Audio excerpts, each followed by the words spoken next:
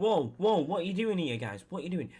If you haven't watched the She-Hulk finale, get out of here now, because massive spoilers coming up.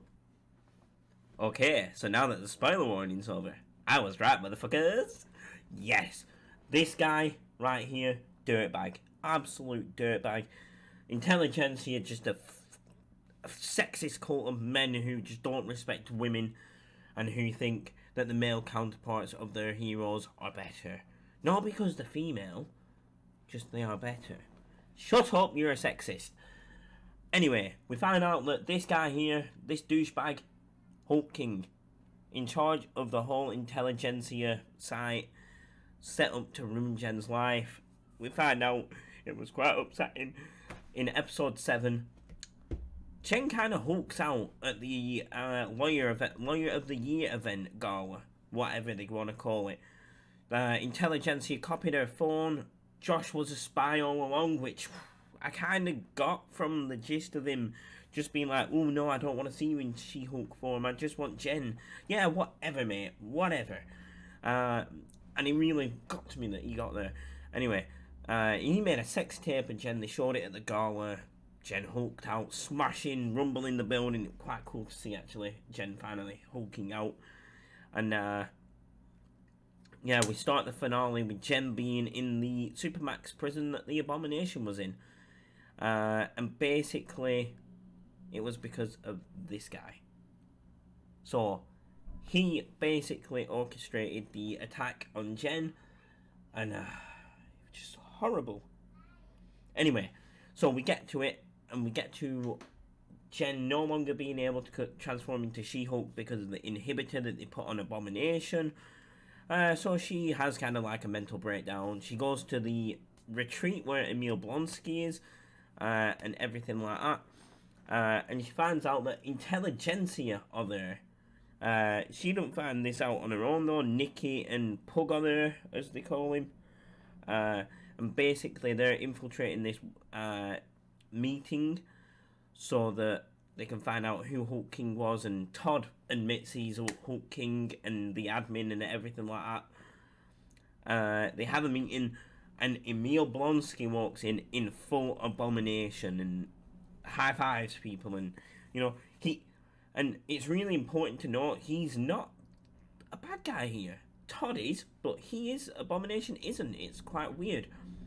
So Jen goes to see Emil after finding out he's at this private party. She walks in on him, and Todd reveals he's Hulk King and he's set her up and stolen her blood.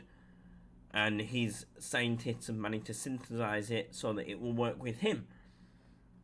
He injects himself, then he becomes a Hulk, which was one of my theories he was going to be. But then Jen kind of goes, wait, this isn't where it's going, is it? Then Titania walks in, and she's like, what the hell? Then Hulk walks in, they start punching each other, and it all stops, and they go to the Marvel Disney Plus home screen. And we're like, wait, what? And basically, Jen goes to see, which might be actually my favourite cameo, she goes to see Kevin. And we're all like, wait, Kevin Feige's going to appear?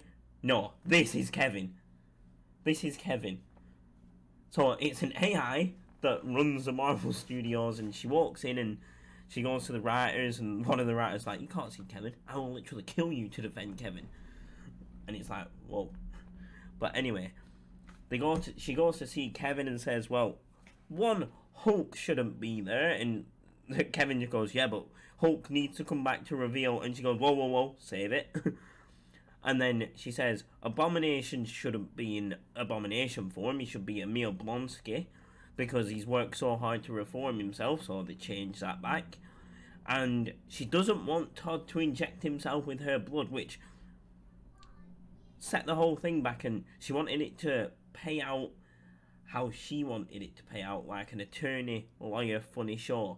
And it worked, because... And then she comes around and says, and I want to see Daredevil again. And Daredevil literally drops in like out of the sky, and he's like, the hell?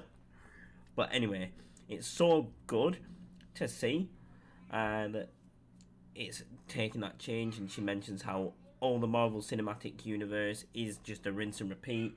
and they should change it.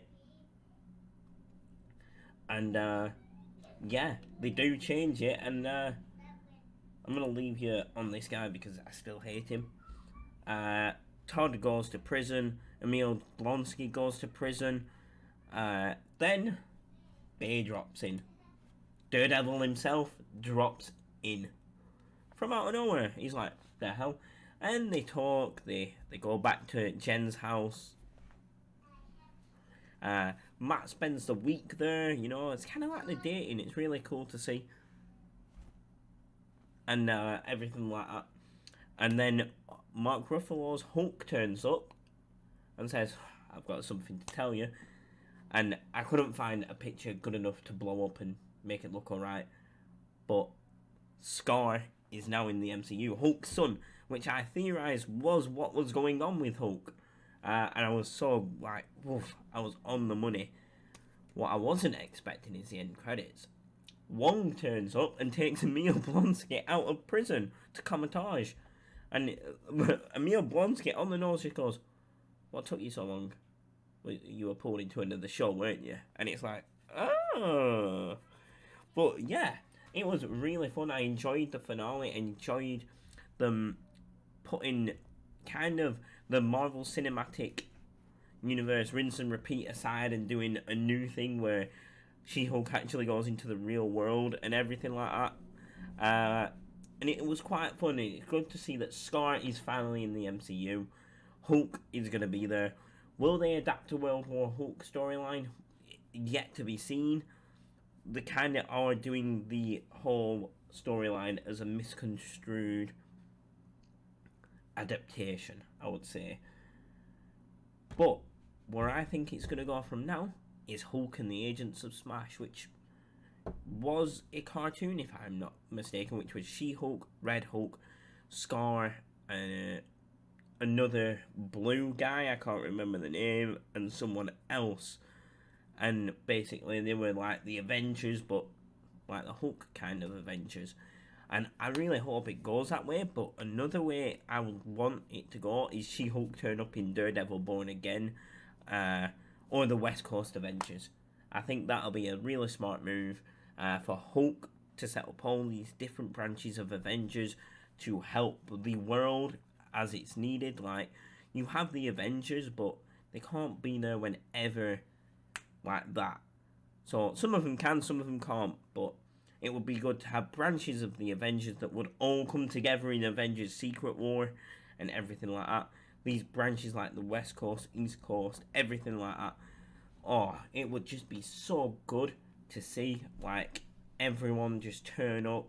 And I really hope they do this, but like I said, I really enjoyed this finale.